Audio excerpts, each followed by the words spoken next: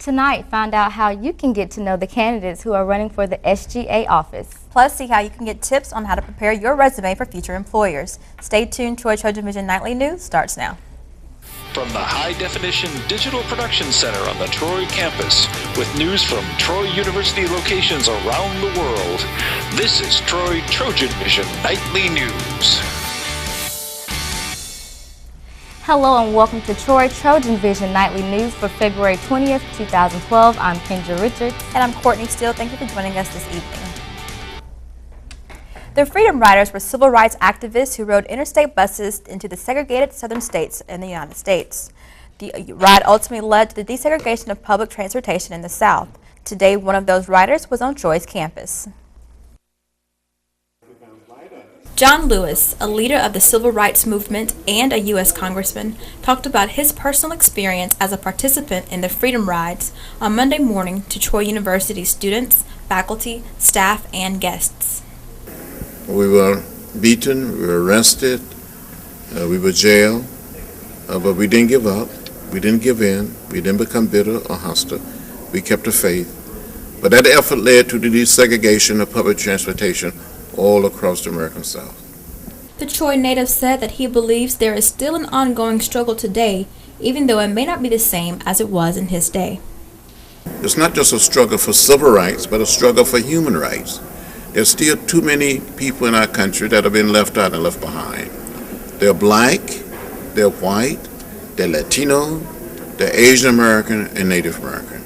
So our struggle is a struggle for all of our citizens.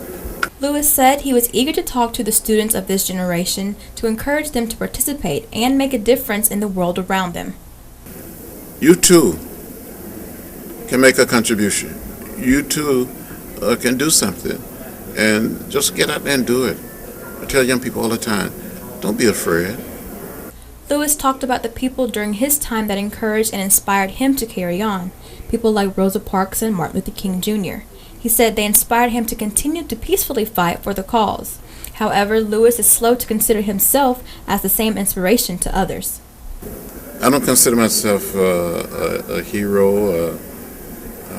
I do try to encourage people to do their best, to fight for what they believe in. I see people all over America, and they say, I follow you all my life.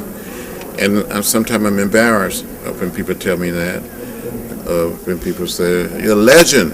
And I say, I'm not a legend, I'm just the boy from Troy. It was the second presentation about the Freedom Rides held by the McPherson Mitchell Lecture in Southern History. The election for Troy University Students Government Association officers is this Wednesday, and any prospective voters who are wondering who they might want to vote for can find out information on the candidates by just watching TV. With international students, and hopefully we can continue to grow.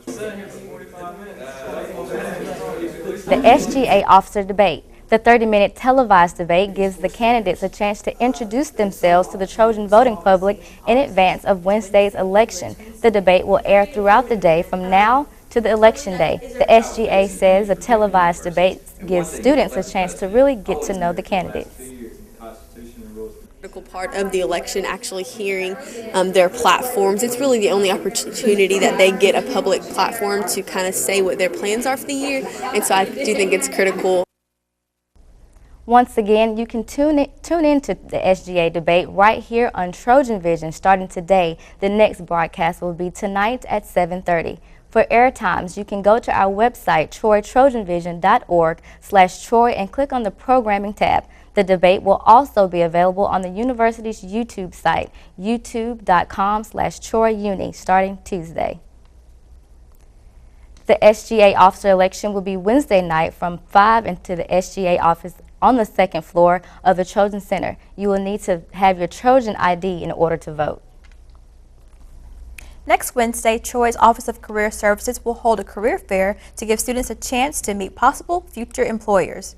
In preparation for the fair, Career Services will hold a resume workshop tomorrow to give students tips on how to prepare themselves to meet the employers. Coordinators feel the tips are important in making good first impressions. they're going to make a first reaction judgment of you. And it's very hard to overcome a negative first impression. But you also need to know a little bit about yourself, a little bit about, even if you don't know the specific job, what kind of career you want to pursue so that you can communicate that to the employer. The resume workshop will be tomorrow at 5 in the Trojan Center Room 119. The career fair will be Wednesday the 29th from 9 to 1 in the Trojan Center ballrooms.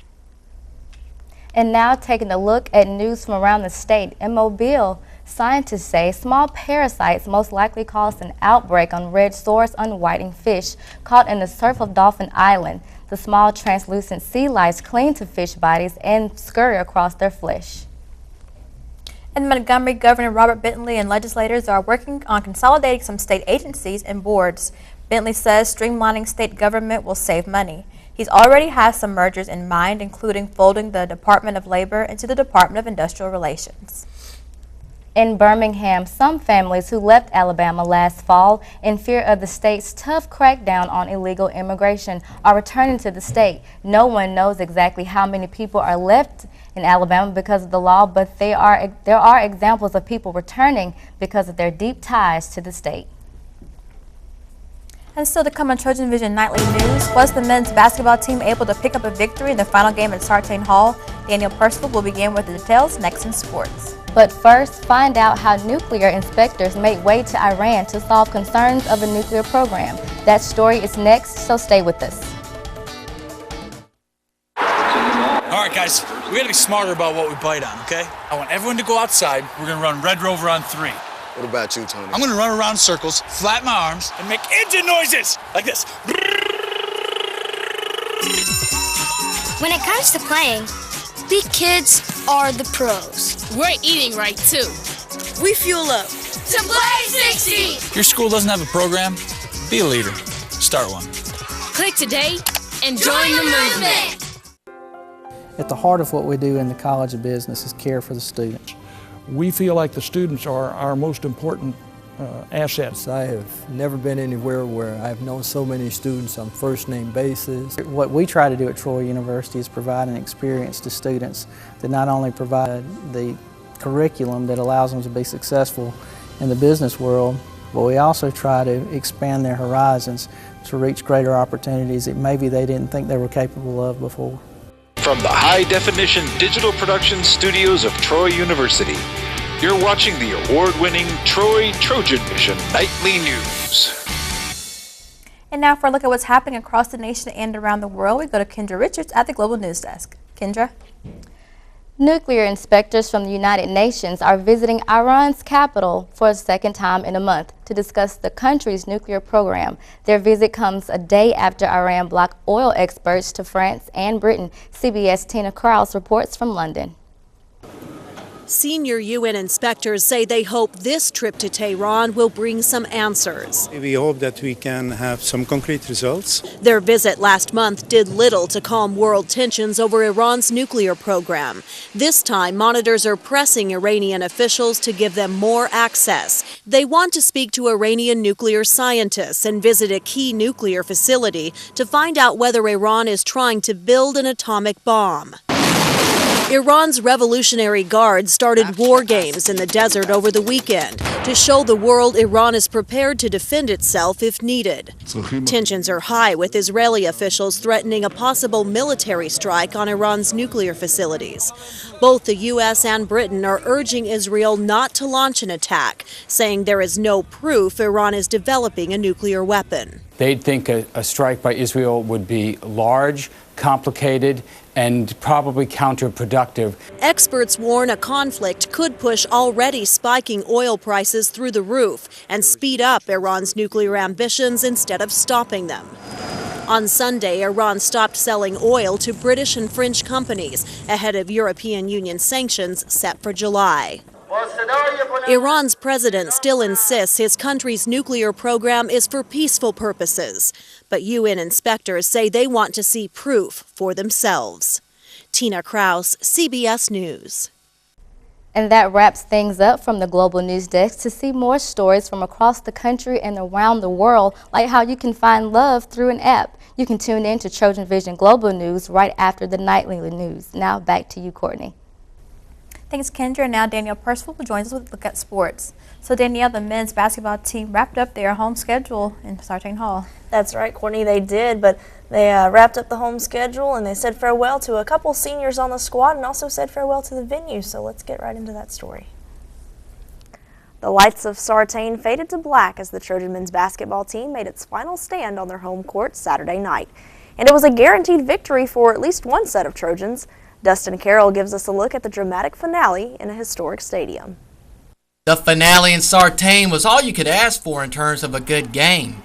After a solid first half, which saw the Trojans take a 29-24 lead while playing great defense, the Trojans of Arkansas Little Rock came storming back in the second half thanks to solid shooting from behind the arc, which led to overtime where Troy was outscored 18-6, which led to the 74-62 loss. Alan Jones, who led Troy with 17 points, says they played this game for the coaches. For Coach Mason Flex, they've been involved with this program for over 30-something years, 40 years, and Ben, he played here, and all the guys that came back, and just, for Troy, this building has a lot of history, and so we wanted to go out with a bang, and unfortunately we didn't do that tonight. Despite the 74-62 overtime loss, Mason said he was proud of his team's effort against a quality opponent tonight. Win the game. We played as hard, as emotional. I think the crowd had something to do with it. Being the last game, I think the kids didn't want to let this game not be a victory. Masonry feels he will not reflect on his memories of Sartain until later on. My emotional moment will come later again, it's all about memories and relationships. And I don't think that stuff ever leaves you. I go back to New Orleans sometime and go by my high school and by the gym. And, I'll have time to look back of all the years that were here, but we had so many moments. Senior guard Stephen Cunningham says that the loss is frustrating because of how hard the team fought throughout the game. Open, but whenever they're open, we make contested shots and force them to make tough shots. And in the first half, we was forcing them to make tough shots, and they weren't making the tough shots. And I felt like the second half we was putting in the same amount of effort. It's just that, around the end of the game, they started getting they got a couple rebounds at the end that was in the clutch, gave them second chance opportunities and little small things like that, turnovers, which led to them getting easy shots, fast breaks. And then,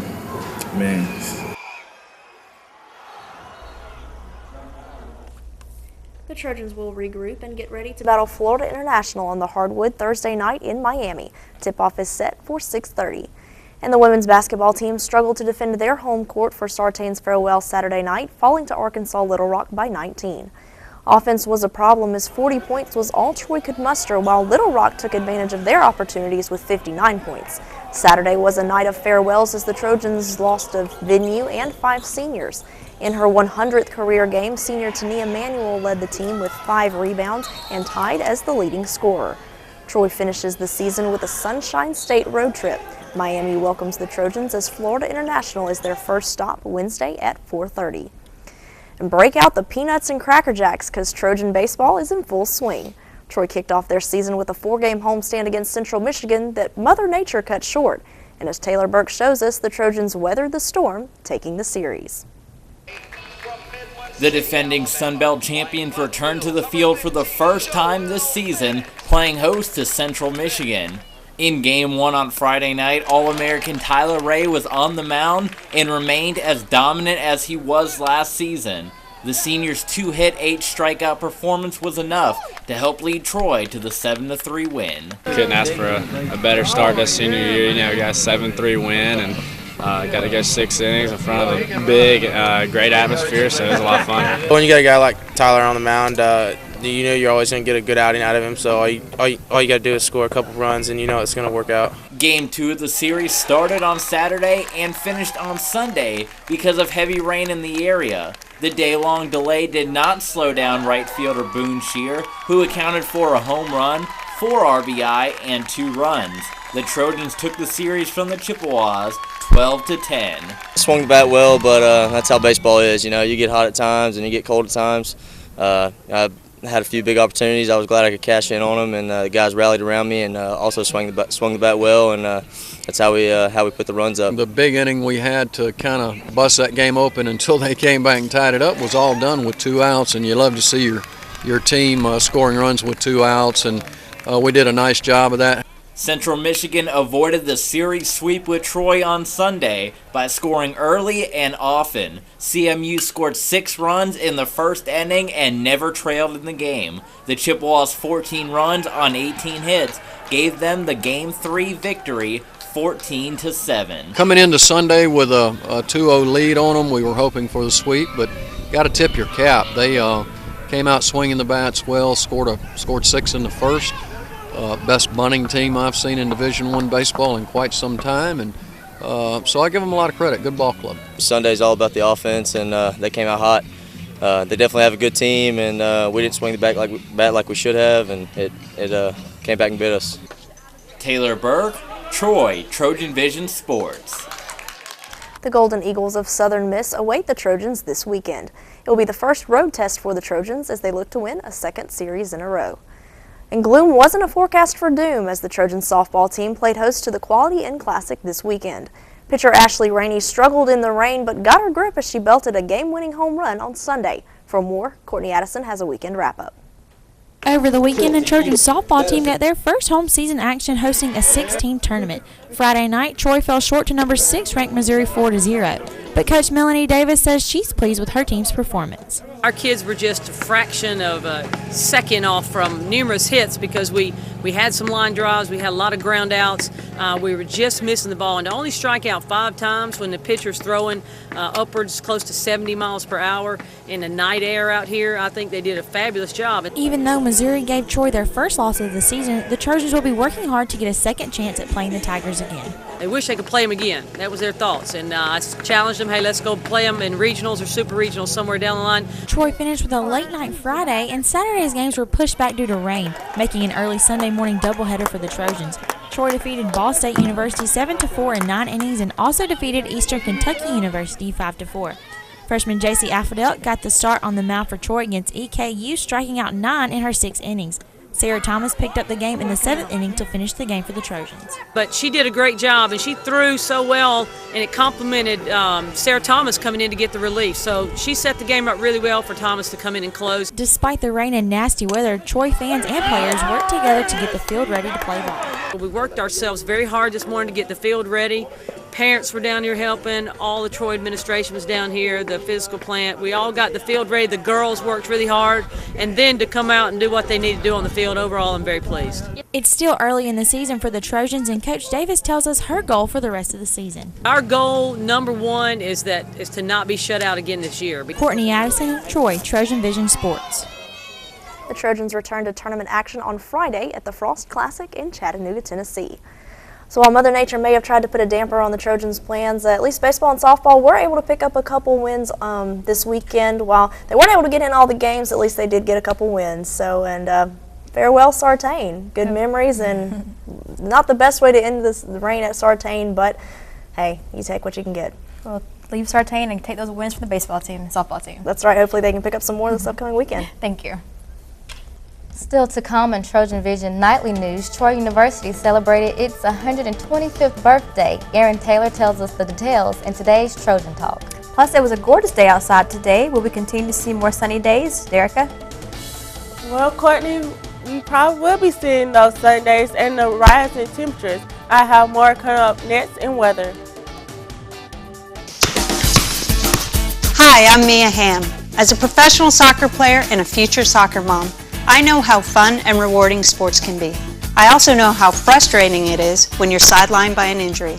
So I've teamed up with the American Association of Orthodontists to ask young athletes to play it safe when playing sports. I spent years training to become a world-class athlete. I know what it takes to become an expert on the field. Orthodontists understand this too. They're experts in their field, helping kids and adults obtain healthy, beautiful smiles. They want to help athletes prevent injuries and stay in the game.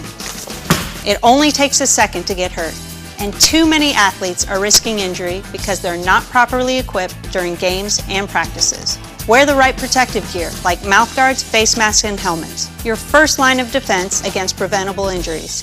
Play it safe, achieve your goals, and keep smiling. Visit braces.org. From the high-definition digital production studios of Troy University, you're watching the award-winning TrojanVision Nightly News. And here's Derica James with a look at weather. So, Derica, today was absolutely gorgeous compared to all the rain we saw this past weekend. Yes. Please tell me there will be more days like today for the remainder of the week. Actually, it may be some more days like today. We're actually really going to see a rise in temperature also over the week. But I'll get into that later. Let's first look at our campus snapshot. As we look at our campus snapshot, we see that it's getting kind of dark outside, but the skies are nice and clear. So as we go into our current conditions, we see skies are clear, temperature coming at 58 degrees, dew point at 39 degrees, humidity is at 49%, barometer is at 30.17 inches and falling, with winds come from the east-southeast at 6 miles per hour. Then today's stats, I have 61, low at 39. There was no rain. Sunrise at 6:21 a.m. and the sun should set at 5:34 p.m. As we look at temperatures around the state, we see Huntsville coming in at 60, Birmingham at 68, Montgomery at 59, Troy at 58, Phoenix City at 61, Dothan at 57, and Mobile coming down at 63. So it's a nice cool day across the state of Alabama. As we look at the southeast, we see those temperatures are pretty much staying the same throughout the whole southeast, mostly 60 and 70 degree temperatures. As we look at the U.S. as a whole, we see that unless you're right around the border of Mexico and the Gulf, you're seeing those nice warm 60 degree temperatures. But most everybody else that's up to the top are seeing those 40 and 20 degree temperatures. So they're having a very chilly day right now. As we look at current surface, we see that on the west, they're having some high pressure systems. Some areas are actually seeing a bit of snow coming through, with a cold front coming through the area, especially in Texas, where the cold front is right over them. But looking closer into our region, we see not much going on. Most of the with light winds coming through. So it's been a nice normal day right now. Over the next 48 hours, we see that only parts of Alabama will be seeing, maybe seeing rain over the next 48 hours, but our area should remain clear. As we go into Tuesday's forecast, as you can see, tomorrow not much really going on, so that rain probably will be like late tonight, early in the morning. But Tuesday, the southeast should remain clear. Wednesday, it should remain clear, with just about a little bit of rain, probably about a 20% chance. On Thursday, that's when we may be seeing our first chance of rain again, probably about a 30 to 40% chance, and it shouldn't be too heavy, probably about a half to an inch of rain. As we go into Friday, we see that rain is starting to move out of the southeast area, but we have some windy conditions maybe coming in to follow up that rain. So tonight, clear skies, cool night with light winds coming from the east southeast at 6 miles per hour with a low of 39. Then for tomorrow, it's going to be mostly cloudy, a very nice day. Winds coming from the south southwest at 5 to 10 miles per hour with a high of 64. And then class outlook, as you start your day, it's going to be a chilly start, 46. By 10 a.m. it should warm up, and by 3 p.m. it should be at the highest at 64. Now, as we go into our 4-day forecast, as you can see, the temperatures are going to be pretty high for the week. We're not going to have really a chilly day next week. Tuesday is going to be a high of 69. Wednesday and Thursday a high of 75. And Thursday, you can see that we're going to have those. We may be experiencing some thunder showers. On Friday, it's going to be a high of 66 with another chance of some rain coming through our area. Lows are going to be mostly in the 50s and 60s. So as you can see, it's going to be a pretty warm week. But as we end our week, we may be experiencing some rain showers.